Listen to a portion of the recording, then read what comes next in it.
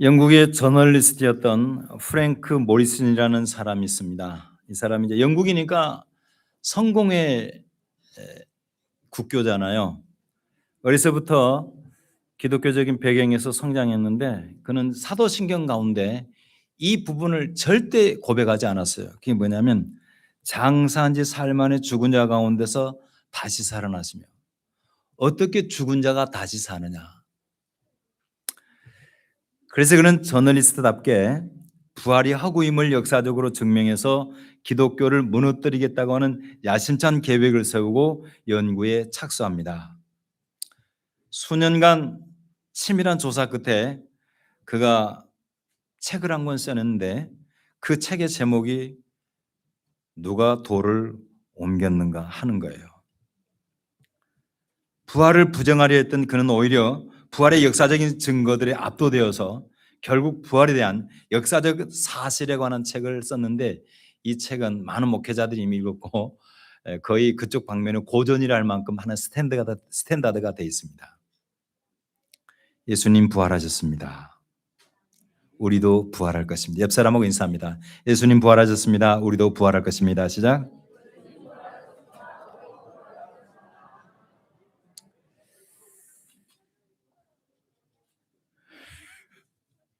저 지방 방송을 어떻게 하면 좋냐. 안식 후 첫날, 그러니까 사랑하는 예수님께서 십자가에 돌아가신 지 사흘째 되는 날입니다. 동이틀에는 이른 새벽에 막달라 마리아와 다른 마리아가 예수님의 무덤을 향해 걸어갑니다. 그런데 여인들의 발걸음은 무겁기 한량없었어요. 왜냐하면 사흘 전에 그녀들은 예수님이 십자가에 못 박히는 것을 멀리서 바라봤기 때문입니다. 창에 찔리시고 고통당하시고 마지막 숨을 거두시는 그 순간까지 거기에 있었어요. 아리마대 사람 부자 요셉이 빌라도 총독에게 예수님의 시신을 달라고 요청해서 허락을 받아서 자신이 죽으면 들어가려고 파놓았던 그 무덤으로 모신 것을 보았습니다. 그리고 일찍이 밤중에 예수님을 찾아왔던 니고데모가 모략과 침향 섞은 향품을 가져와서 예수님의 시신에 바르고 세마포로 싸서 장사 지내는 걸 봤어요. 뿐만 아닙니다. 그 예수님의 무덤 입구를 큰 돌로 막고 이제 아무도 그 무덤 문을 못 움직이게 하기 위해서 거기에 임봉한 것도 봤어요. 나가서 로마 병사들이 그 무덤을 굳게 지키는 것도 봤습니다. 그러고 해서 이제 해가 지면서 안식일 시작되었고 그 여인들은 아무것도 할 수 없었어요. 슬픔과 절망 가운데 하루를 보냈습니다. 그렇게 해서 하루가 지나고 안식 후 첫날 새벽 예수님의 무덤으로 가는 그 여인들의 마음속에는 슬픔과 함께 절망이 자리 잡고 있었어요. 3년 동안 따라다녔던 예수님, 메시아라고 굳게 믿었던 그분이 십자가에서 죽으시다니.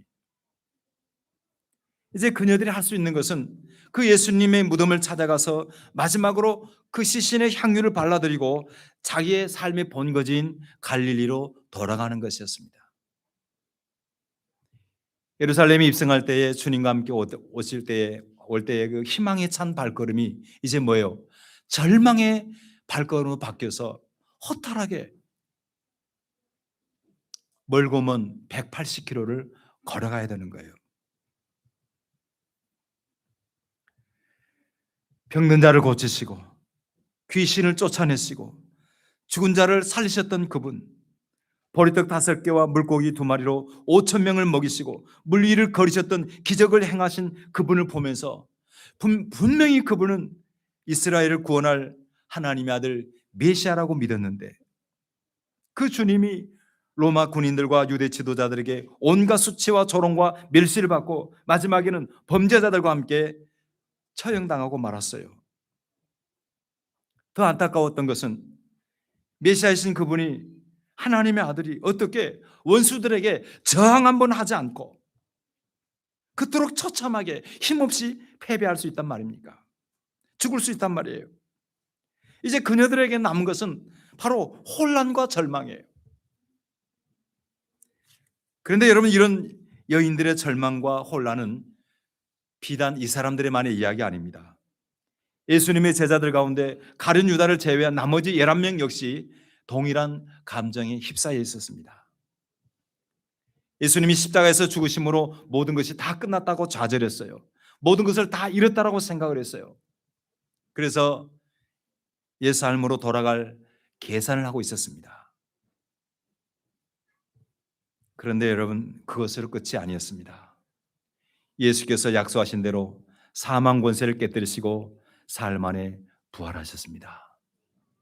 마태복음 28장 6절을 같이 읽습니다. 시작. 그가 여기 계시지 않고 그가 말씀하시던 대로 살아나셨느니라. 그가 와서 누우셨던 곳을 보라. 그가 예수가. 예수님의 부활로 사망이 패배했습니다. 예수님의 부활로 모든 절망이 소망에게 정복되었습니다. 주님의 부활로 그를 믿던 모든 이들이 다시 일어서게 되었습니다. 다시 시작하게 되었습니다. 오늘은 예수님의 부활을 통해서 제자들에게 있었던 세 가지 회복을 살피면서 은혜를 나누고자 합니다. 먼저 제자들은 예수님의 부활을 통해서 잃어버린 평강을 회복했습니다. 여러분 보세요. 고대 사회에서나 지금도 그렇지만은 우두머리가 이제 제거되면은 그 쫄개들은 뭐예요? 다 같이 없어지는 거예요. 예수님이 십자가에서 처절하게 정치범처럼 흉악범처럼 죽었기 때문에 이제 그 제자들은 두말할 것도 없이 함께 어려움을 당할 처지에 놓였습니다. 유대 당국자들이 두려웠어요. 분명히 그들에게 보복이 따를 것이라고. 그래서 환난과 걱정에 휩싸여 있었습니다. 때문에 그들은 안식 후 첫날 저녁에, 이 부활절 저녁에 예수님이 부활했음에도 불구하고 그들은 여전히 두려워서 모인 곳에 문을 꽉 닫고 숨어 있었어요. 모르긴 해도 아마 무릎 사이가 부딪히는 소리가 딱딱딱딱 들렸을 거예요. 오금이 떨렸을 거예요. 바로 그런 제자들 가운데 부활하신 주님이 찾아오셨습니다. 가운데 서서 말씀하십니다. 다 같이 우리 19절 읽었던 후반 읽겠습니다. 시작. 너희에게 평강이 있을지어다.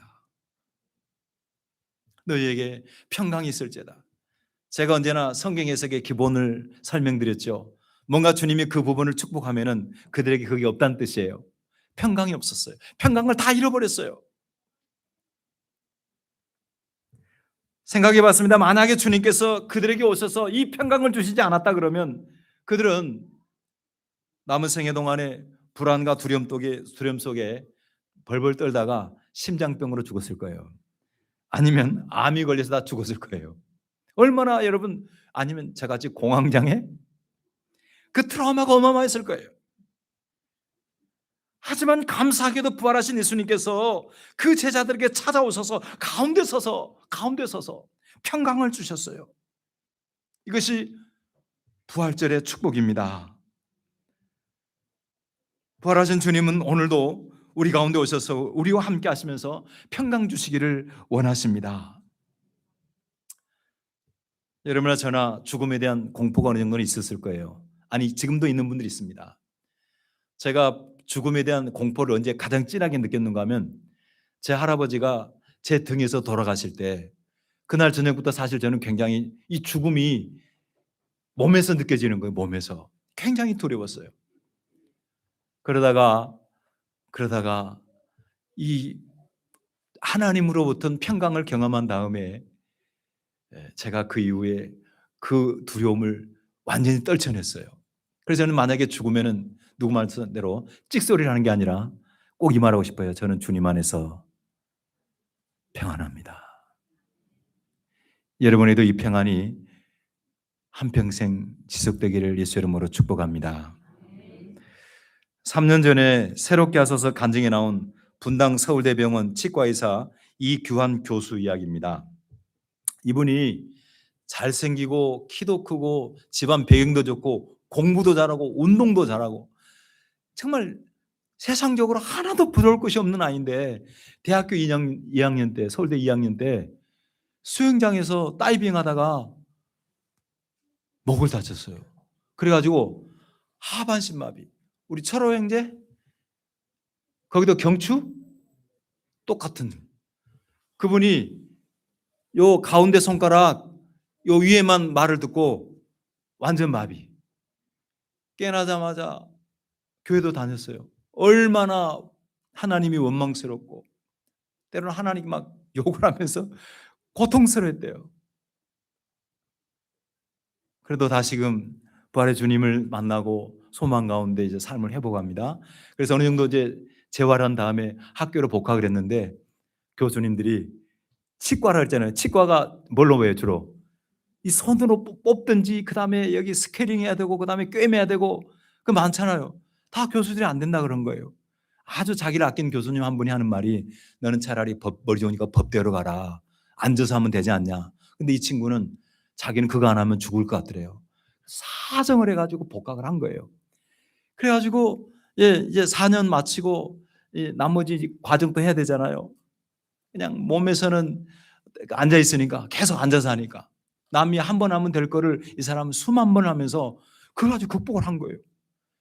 결국은요, 모든 과정을 마치고 인턴십도 다 마치고 치과 의사가 됐어요. 자격증을 땄어요. 근데 문제는 원세를 내는 병원마다 여러분 받아주겠어요? 근데 끝까지 도전했어요. 마침내 서울대병원에 거기에 국가병원이니까 그래도 인정을 해서 받아 들어갔는데 첫 환자를 받았습니다. 얼마나 마음이 떨렸겠어요. 나이 드신 환자가 한 분이 오셨는데 딱 보더니 하는 말이 병신이 나를 어떻게 치료해? 그 말 듣고 너무 상처된 거예요. 하지만은 여전히 참고 견뎌서 지금 우리나라의 치과 치료에 아주 권위자가 됐어요. 그리고 놀라운 건 세계 지금도 최초 이 경추 이하 마비 환자가 이 치과 의사 전문의로 된 건 최초. 근데 제가 그걸 들으면서 더 놀라운 게 있어요. 뭐냐면 그 얼굴이 얼굴. 자, 한번 띄워주세요.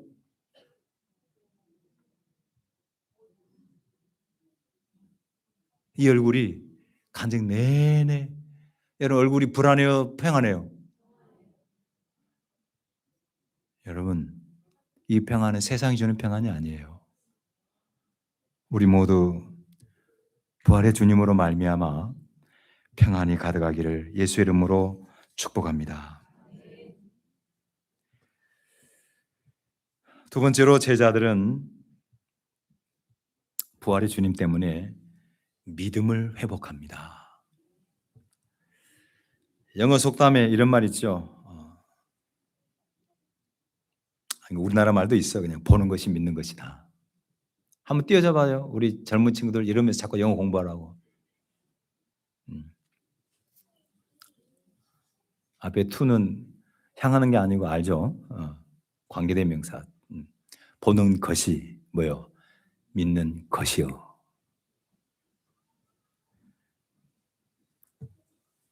특히 요즘 보지 않고는 믿지 않습니다. 예수님의 제자 중에 도마가 그 대표적인 인물이죠. 다른 제자들이 우리가 부활하신 주님을 보았다고 그럴 때 그는 이렇게 말합니다. 우리가 읽었던 25절 후반 그때 25절 시작. 내가 그의 손에 못자국을 보며 내 손가락을 그 못자국에 넣으며 내 손을 그 옆구리에 넣어보지 않고는 믿지 않겠노라. 근데 여러분 예수님이 부활했다 그럴 때 지금도 이 자리에 앉아 계신 분 가운데 다른 것은 좀 이해가 가겠는데 예수님이 부활에 대해서는 잘 믿음이 안 가는 분이 있을 수 있어요. 근데 이것은 제자들도 처음에는 마찬가지였습니다. 예수님의 제자들도요. 잘 아시는 것처럼 처음에 부활을 경험한 막달라 마리아가 제자들이 가서 그랬거든요. 내가 주를 보았다. 그들이 믿을 수가 없었어요. 확인하러 무덤에도 가봤어요. 또 엠마오로 내려가던 두 제자가 그 길에서 예수님을 만났어요. 그들이 제자 공동체에 와서 부활의 주님을 말했을 때도 믿을 수가 없었어요. 왜? 왜 못 믿어요? 안 봤으니까. 그래서 마태복음 28장 17절에는 이런 구절이 있습니다. 시작. 예수를 배웠고 경배하나 아직도 의심하는 자들이 있더라. 그런 제자들을 위해서 주님은 친히 부활하신 모습으로 나타나 방문해 주셨습니다. 요한복음 20장 20절에 보면 이 말씀하시고 손과 옆구리를 보이시니 제자들이 주를 보고 기뻐했어요. 근데 하필이면 그 시간에 도마가 시장에 도마 사러 가고 없었어요. 도마가 없었어요. 도마가 말합니다. 나는 못 믿어. 그래서 내가 보고 손가락으로 만져보고 옆구리에 넣어보고 해야 믿겠어. 그러다 주님이 그를 불쌍히 여기시고 나타나셔서 자, 보여주셨습니다. 그리고 넣어봐. 근데 성경을 제가 자세히 묵상했거든요. 근데 거기에 도마가 주님이 자 보여주셨어요. 옆구리도 보여주시고 손 보여주셨어요. 근데 차마 못 만졌던 것 같아요. 못 만졌어요. 성경에 그가 만졌다는 기록은 없어요. 보여는 주셨어요. 자, 보여주실 때에 베드로가 신앙 고백을 하지요. 뭐라고 합니까? 28절 후반 시작. 나의 주님이시요 나의 하나님이십니다.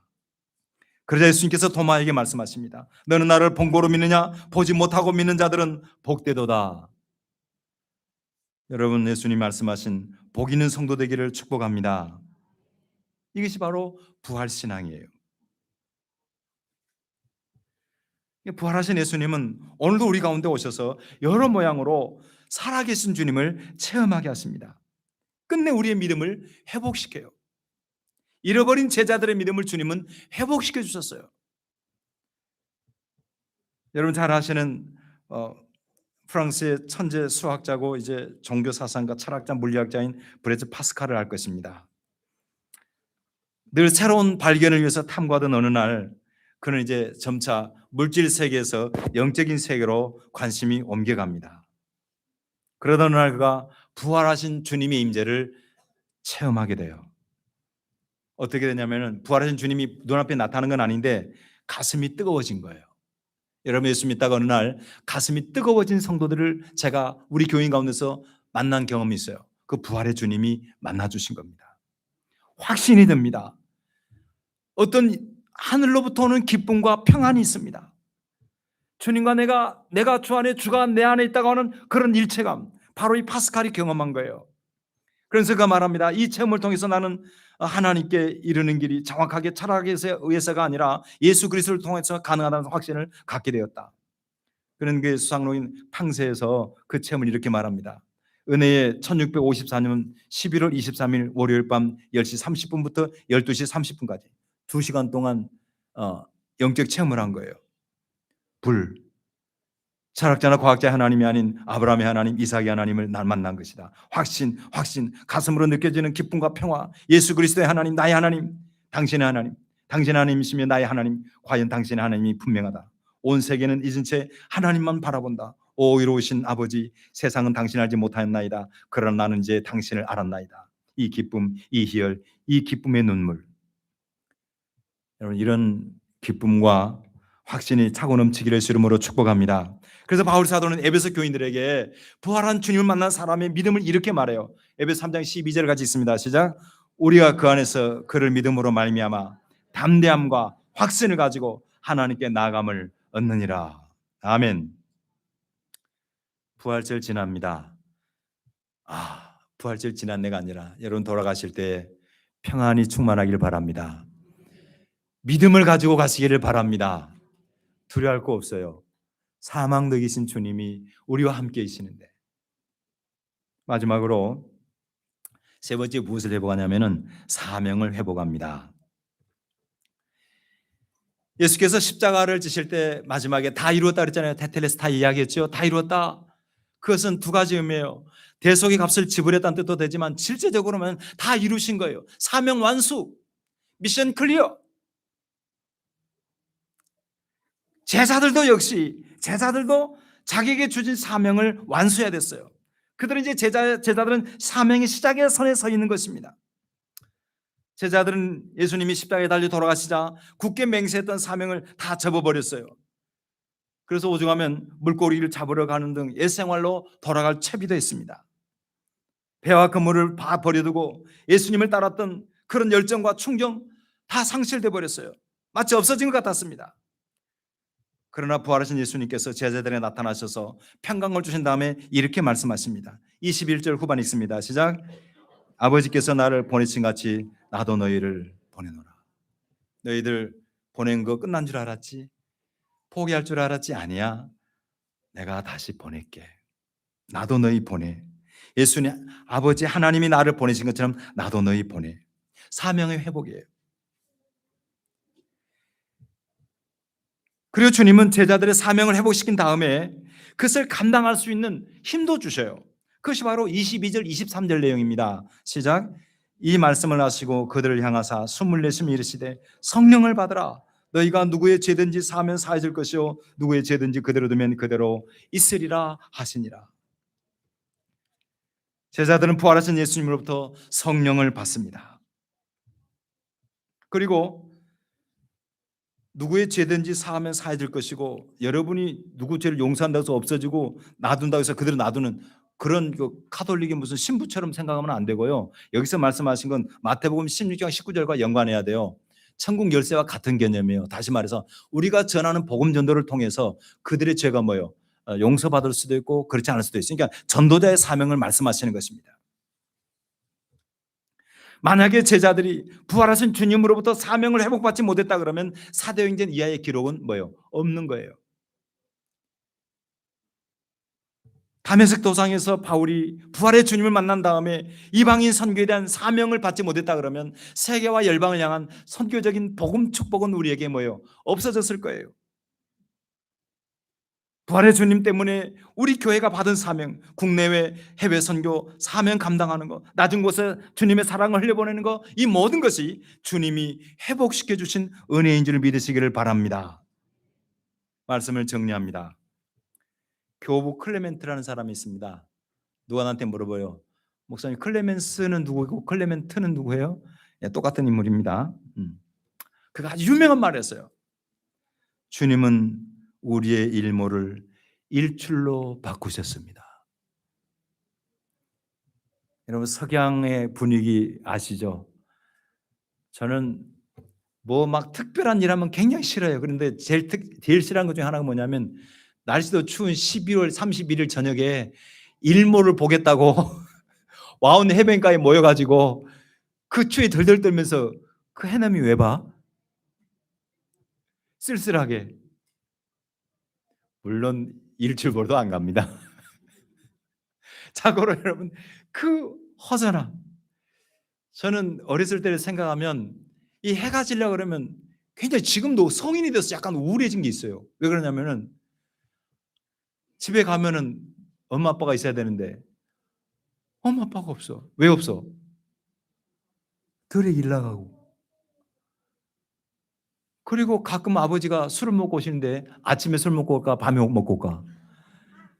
이게 저녁이 되면 좋은 추억이 별로 없어요. 일몰 굉장히 절망적입니다. 하지만 일출은 굉장히 좋습니다. 동쪽이 뜨겁습니다. 강동열입니다.